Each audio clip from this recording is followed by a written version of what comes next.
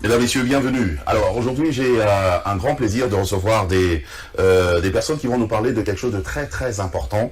La chose, au fait, c'est une chose qu'on ignore concernant justement les Juifs, les Hébreux. Et le saviez-vous que les Juifs étaient des Noirs?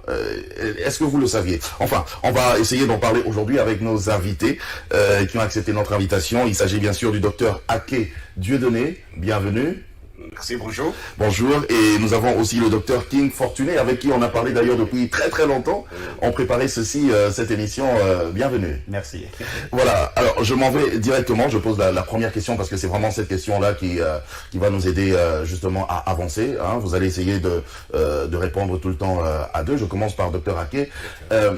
Vous dites que les Juifs, les vrais Hébreux sont des Noirs, les Africains. Nous. Pourquoi? D'accord, merci. Je voudrais saluer les téléspectateurs de Congo Web et qui nous suivent actuellement et dire que nous sommes si heureux de partager ce thème avec eux. Et les Juifs sont noirs. C'est choquant.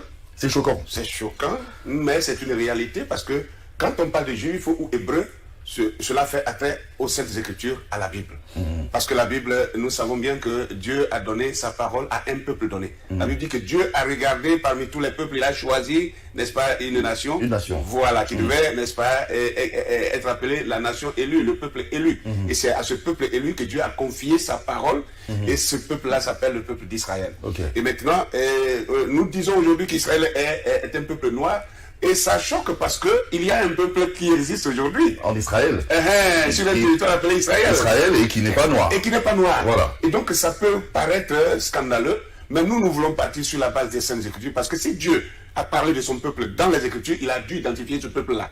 Il a dû identifier ce peuple-là. Que disent justement les Saintes Écritures? Premièrement, il faut d'abord enlever l'obstacle qui fait l'écran dans la mémoire des gens actuellement, parce que dès qu'on dit que les Hébreux sont noirs ou les Juifs sont noirs, directement tout le monde tourne ses regards vers Israël, en Palestine, et on voit que ce sont des Blancs. Alors donc on se dit, mais qu'est-ce que ces gens-là racontent là? Est-ce que ce n'est pas des hérésies là? Alors nous allons voir dans Apocalypse chapitre 2, le verset 9, Apocalypse 2, verset 9, qui nous dit quelque chose de très clair et de très précis. Je connais ta tribulation et ta pauvreté, bien que tu sois riche, et les calomnies de la part de ceux qui se disent juifs et ne le sont pas, mais qui sont une synagogue de Satan. Ça, c'est terrible. Dieu est en train de nous prévenir qu'il y a un peuple qui allait se substituer au peuple élu et qui allait se faire passer pour des juifs et qui ne seraient pas des juifs. C'est une imposture, ça. C'est une imposture, mais qui sont une synagogue de Satan, c'est-à-dire des adorateurs de Satan. Une synagogue, c'est un endroit où les juifs se rassemblent pour adorer. Mais Dieu précise que ce sera les gens de la synagogue de Satan. Ça, c'est terrible. Et nous devons faire attention à cela parce que, alors là, si on ne fait pas attention, on risque de prendre le faux pour le vrai. Et le vrai pour le faux, c'est ce qui a été fait d'ailleurs. D'ailleurs, encore, et après chapitre 3, 9, dit encore la même chose et enfonce la chose plus gravement. Et après 3, 9, qui nous dit encore, voici, je te donne de ceux de la synagogue de Satan qui se disent juifs et ne le sont pas, mais qui mentent. Vous voyez le mot qui est utilisé par Dieu ici, qui mentent. Voici, je les ferai venir se prosterner à tes pieds et connaître que je t'ai aimé. Alors, Dieu dit, je te donne de ceux de la synagogue de Satan qui se disent juifs, mais qui ne le sont pas, mais qui mentent.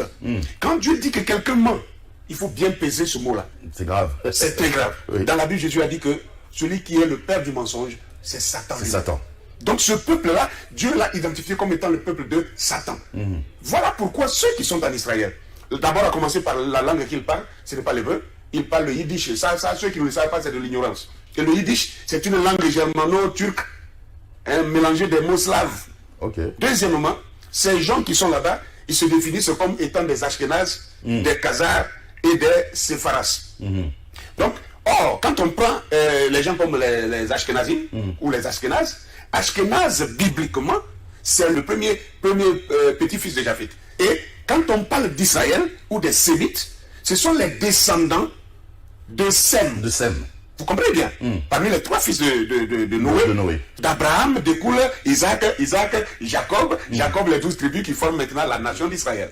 Donc vous voyez que pour être juif, il faut être d'abord un sémite. Or les Ashkénazes, sont carrément de la lignée de Japhet. Donc ce sont les descendants d'Ashkenaz qui sont en Israël actuellement. Ok, donc sur base de ça déjà, c'est exclu. C'est exclu, ils sont hors sujet. Et maintenant les Khazars, prenons les Khazars. Les Khazars découlent d'un ancien royaume qui a existé entre le 4e et le 11e siècle, hein, qu'on appelait la Khazarie, qui se situait au sud de la Russie et entre la mer Caspienne et la mer Noire. Hein, et justement la zone de l'Ukraine actuellement. Vous voyez un peu.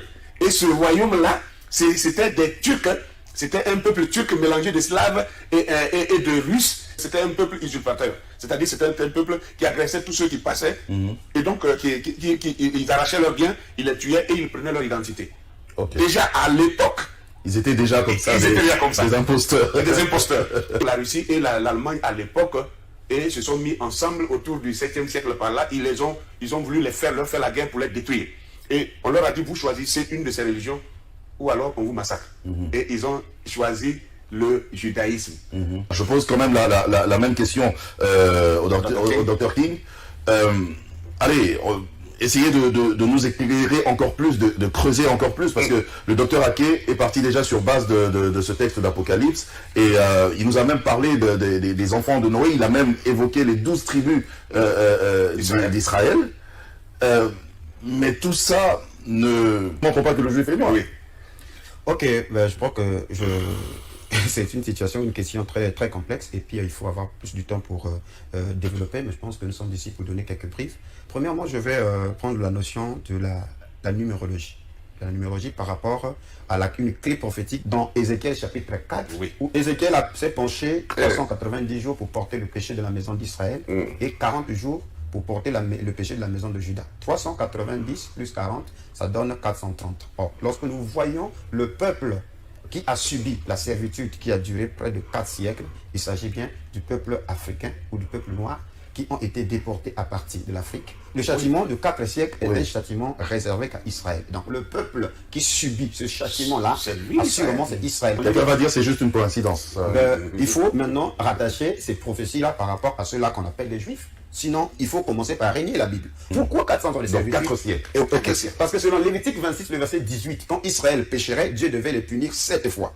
Et au verset 33 jusqu'au verset 34, il est dit, je vous disperserai parmi les nations, je vous arracherai de vos terres. Et dans Deutéronome 28, le verset 68, là, dans Deutéronome, il faudrait que les téléspectateurs prennent leurs notes, qu'ils étudient, qu'ils lisent calmement ce chapitre, comme dit mon frère ici, il faut le lire avec les yeux décolonisés. Il s'agit là des châtiments qui devaient toucher Israël en cas de désobéissance. Et le dernier châtiment, il est dit, et l'Éternel te ramènera sur des navires en Égypte, et tu feras ce chemin dont je t'avais dit, tu ne le verras plus. Là, vous vous offrirez en vente à vos ennemis comme esclaves, comme servantes. Donc, la servitude qui devait durer 4 siècles là précis, c'est la traite négrière selon Deutéronome 28, 68. Il devait revenir d'abord en Égypte. Et l'Égypte, c'est l'Afrique. C'est à partir de l'Afrique qu'il devait être vendu. Parce que le mot Mitzraïm, c'est aussi servitude.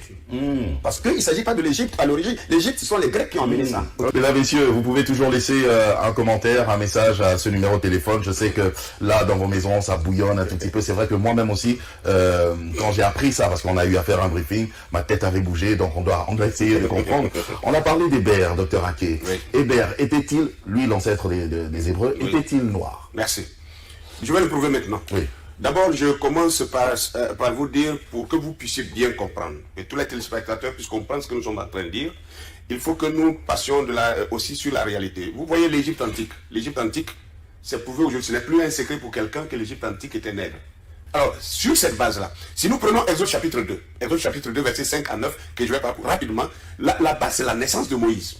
Et vous savez qu'au moment où Moïse naissait en Égypte, Pharaon avait pris la décision d'éliminer tous les enfants mâles qui naissent parmi les Hébreux.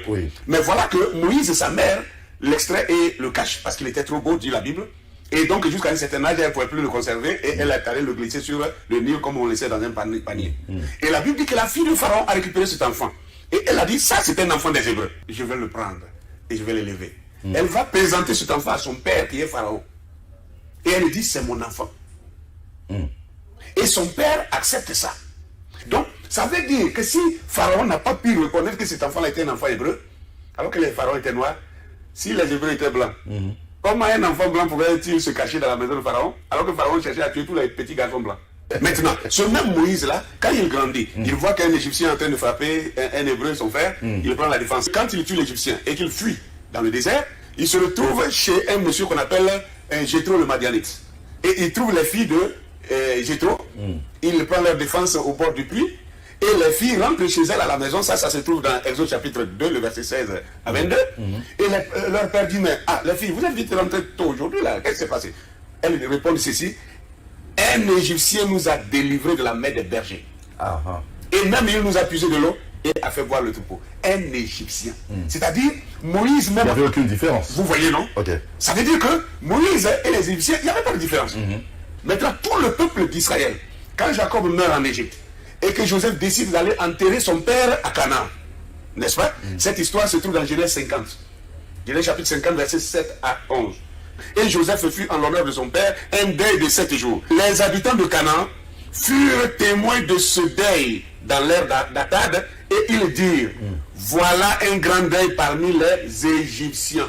C'est-à-dire tout Israël, tous les enfants d'Israël, ils quittent l'Égypte, ils reviennent à Canaan pour enterrer leur père, eux on les confond aux Égyptiens. Si les Égyptiens sont noirs, et que toute la famille d'Israël... Tout le monde était confondu. Ils sont confondus. Attendez. Tout le monde était noir. Alors, maintenant on va entendre ce que Job dit de sa propre peau, sa couleur. Job 30, le verset 28 et 30. Job 30, 28 et 30. Job dit ceci: je marche noirci, mais non par le soleil. Je marche noirci, mais non par le soleil. Je me lève en pleine assemblée et je crie. Ma peau noircit et tombe. Mes os brûlent et se dessèchent. Job qui parle comme ça. Je marche noirci, mais ce n'est pas le soleil qui marche. Si ce n'est pas le soleil, ça veut dire quoi? Il est né naturellement noir. Donc Job, dans sa galère, dans sa misère, dans sa souffrance, dans sa maladie, ça dit quand un Africain a souffert les maladies, il devient plus noir. La misère, la galère. Il est en train de dire ça. Un blanc, même malade, ne peut pas devenir noir. Non, pas du tout. Ça c'est clair. Est-ce que Jésus était noir? Que Jésus est né parmi les Hébreux. Et si les Hébreux sont noirs, Jésus est né parmi les Hébreux en tant que noir. Jésus n'a jamais été blanc. D'accord. Dr King, maintenant là vous le dites, vous le développez et voilà, vous essayez de faire comprendre au peuple noir que ben voilà, ce sont les noirs qui sont les vrais juifs, les vrais Hébreux. Alors, qu'est-ce qui a fait que les identités changent? Aujourd'hui, les juifs, c'est d'autres personnes là qu'on connaît, qui sont en Israël, qui sont tout blancs, et les noirs, ben voilà, c'est nous, on est là comme ça. Ben merci. Premièrement, il y a la prophétie ou le conflit entre Jacob et son frère Esau. Ces deux nations, depuis le sein de leur mère, ils étaient en guerre. Mais il a été annoncé que l'aîné sera assujetti par le plus petit, le cadet. Et la bénédiction a été donnée à Jacob, et Esau s'est vu être privé de tout. Mais au moment où Jacob sera dans un état d'errance, alors Esau va se délivrer de son joug. Il va contre-attaquer. Ok? Raison pour laquelle nous avons montré que celui qui a reçu les promesses, les lois, le culte, l'adoption, c'est Jacob ou Israël. Et quand il pêche, il sera détruit, puni 7 fois. Et parmi ces punitions, le niveau suprême de la punition, c'est la déportation. Alors, Ésaïe 18 parle, le verset 1 à 7 parle de ce pays qui fait ombrage avec ses ailes, tel où retentit les cliquetis des armes, qui est au-delà du fleuve de l'Éthiopie, ce pays qui est coupé par le fleuve. Le verset 7 dit qu'en ce temps-là, des offrandes seront apportées par ce peuple vigoureux, nation puissante qui écrase tout et dont le pays est coupé par les fleuves. Et Sophonie 3, le verset 10, dit d'au-delà des fleuves de l'Éthiopie, mes adorateurs, mes dispersés, m'apporteront des offrandes. Donc, conformément à ces deux écritures, Ésaïe 18 et Sophonie 3, 10, nous comprenons par là fleuves de l'Éthiopie. Ça veut dire que les dispersés d'Israël vont se retrouver au temps de la fin au-delà des fleuves de l'Éthiopie. Ça, on peut faire recours à n'importe quel géographe ou à n'importe quel anthropologue, il va nous faire comprendre que nous sommes bien sûr au-delà des fleuves de l'Éthiopie. Donc, qui sont au-delà des fleuves de l'Éthiopie? C'est un peuple, nous sommes au-delà des fleuves de l'Éthiopie. Il est au-delà des fleuves de l'Éthiopie. Maintenant, nous devons nous examiner qui sommes-nous. Soit c'est les prophéties qui trompent, ou soit c'est nous qui avons un problème. Alors, pourquoi nous avons perdu cette identité? C'est parce que parmi les châtiments dans Deutéronome 32, au verset 36 de Deutéronome 32, il dit, je ferai disparaître leur mémoire d'entre les hommes. Donc la mémoire d'Israël disparaîtra parmi les hommes. Dans le psaume 83, il est dit, voici tes ennemis s'agitent, ceux qui te haïssent lèvent la tête. Ils forment contre ton peuple des projets pleins de ruses et ils délibèrent contre ceux que tu protèges. Venez, disent-ils, exterminons-les du milieu des nations, qu'on ne se souvienne plus du nom d'Israël. Ils se concertent tous. D'un même cœur, ils font alliance contre toi, les tentes d'Édom et les Ismaélites, Moab et les Agaranites. Donc ils sont Édom est à la tête de cette coalition. Parce que Édom, il est roux. Ok? Donc Édom est plus clair à la naissance que Jacob. Ok? Et Édom finira par se mélanger. Il se mélange toujours avec la lignée de Japheth pour chercher le secours afin de prendre la place de son frère Jacob, parce que prendre la place de son frère Jacob, c'est prendre la bénédiction. D'où vous verrez que lorsque Israël ou les tribus de Juda ont été déportés à Babylone, la terre est restée inoccupée, les Édomites sont venus pour s'établir sur cette terre. Ok? Et c'est au retour de la déportation que les Maccabées ont fait la guerre aux Édomites, et après leur avoir vaincu, ils les ont contraints à se circoncire. Voilà comment les Édomites sont devenus juifs par religion. En fait, il y a eu usurpation, il y a eu une guerre entre Édom et Jacob. Donc si on vous dit que moi c'est Jacob, le monde entier va bénir Jacob. Parce que quand Jacob s'est présenté devant son père, il ne s'est pas présenté comme Jacob, il s'est présenté comme Édom. Et Isaac a béni Ésaü, alors que la bénédiction tombait sur Jacob. Rendez-vous compte que nous sommes Israël et vous bénissez un autre peuple qui n'est pas Israël. Mais la bénédiction, elle est effective. Ça va sur ce peuple-là. Parce qu'Israël avait reçu, selon Deutéronome 28, la bénédiction des finances. Tu prêteras à beaucoup et tu n'emprunteras pas. Tu seras la tête et non la queue. Tu seras en haut et jamais en bas. Et maintenant, si on vous a usurpé votre identité, alors, et vous donnez cette bénédiction-là aux autres, voilà pourquoi les Juifs de Wall Street contrôlent les finances, contrôlent le monde entier. Parce que le monde les considère comme étant, eux, la lignée d'Abraham. Alors que la lignée d'Abraham, après les châtiments, devait se retrouver en Afrique pour suivre la servitude qui devait durer 4 siècles. Et je crois que le temps nous manque pour nous manque sérieusement comment ils ont quitté Israël pour se retrouver en Afrique. C'est écrit dans les Saintes Écritures. En tout cas, alors j'aimerais que vous avez chacun 2 minutes. Parlez-nous brièvement comme ça de cette conférence qui sera organisée, la conférence qui a pour thème l'origine hébraïque des Africains subsahariens d'au-delà des fleuves de l'Éthiopie. Vous savez, tout ce que nous venons de dire sur ce plateau ne sont que des briefs, mais la conférence nous donnera assez de temps pour déballer on posera toutes les questions. Et les gens vont me poser les questions. C'est pas notre première fois. On a fait la même conférence à Douala, on a fait à Abidjan plusieurs fois, on a fait à chose au Congo-Brazzaville, on est même venu ici en mars. Donc on attend le public là. Venez et vous allez écouter. On va exposer et après on laisse les questions à tous ceux qui voudront poser leurs questions. Parce que cette thématique est très importante parce que la souffrance, vous allez finir par comprendre que la souffrance de l'Afrique découle de là. Et maintenant, la solution, ce n'est pas avec les politiciens. Voilà pourquoi les politiques se sont battus. Ils ont fait tout ce qu'ils pouvaient. Mais ils n'y arrivent pas. Parce que c'est une question de prophétie. Et il faut des sacrificateurs. Il faut que le peuple de Dieu prenne conscience et que le peuple se réveille, que le peuple retourne à son Seigneur avec des pleurs et la repentance. C'est alors que Dieu va ôter l'iniquité de dessus d'Israël et on va reprendre l'ascendance. Notre identité. Oui, et l'ascendance aussi. Voilà pourquoi les signes nous montrent que l'Europe est en train de chuter. Et l'Europe chute parce que le temps de Jacob arrive pour qu'il reprenne l'ascendance. Ça paraît une folie que je raconte. Les gens, beaucoup ne croient pas que l'Afrique va se relever. Ça, c'est grave.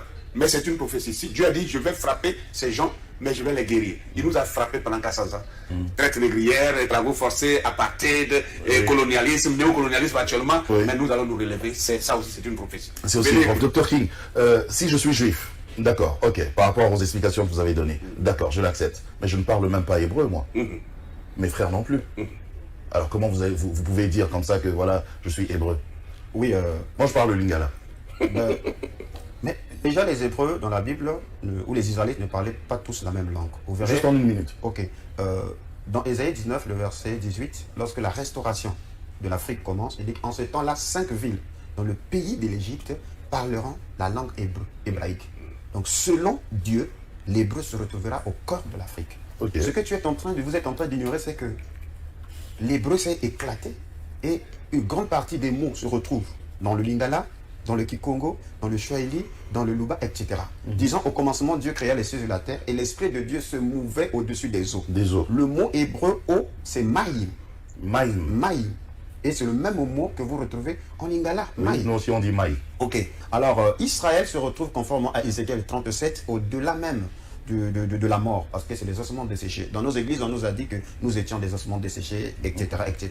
Mais Ézéchiel n'a pas vu l'église, il avait vu le peuple d'Israël qui est rentré après la mort. Elle s'est déculturée, mais l'espoir est à venir parce que la voix de la prophétie, il y aura un bruit qui va remuer ou rassembler les os et après les nerfs, la peau et la chair. Donc ce que nous faisons ici, c'est peut-être la première étape qui rassemble les os et aussi les nerfs. Parce que les nerfs, c'est le retour de la mémoire. Voyez-vous, pour vous dire que vous ici, les habitants de la RDC, ceux qui sont à Kinshasa, je vous appelle mes frères israélites. Alors nous vous invitons de venir massivement, venir découvrir votre identité parce que c'est lié à votre royauté. Parce que aussi longtemps que nous perdons notre identité, nous avions aussi perdu la royauté. Alors Jacob devient esclave en ce moment-là et Edom commence à régner. Mais la mission, c'est de renverser la tendance. En tout cas, merci Dr King, merci Dr Ake. Donc si je comprends bien, en réalité, on ne devrait même pas avoir des conflits, des guerres entre nous en Afrique parce que nous sommes un seul peuple. Pas du tout. Nous sommes des Hébreux, les vrais.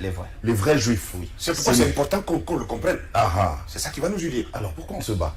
On se retrouve la prochaine fois. Vous avez des questions, laissez vos questions. Nous allons revenir ici pour rappeler le Dr Ake et le Dr King. Ils vont répondre à toutes vos questions et vos préoccupations. Je vous aime. Au revoir.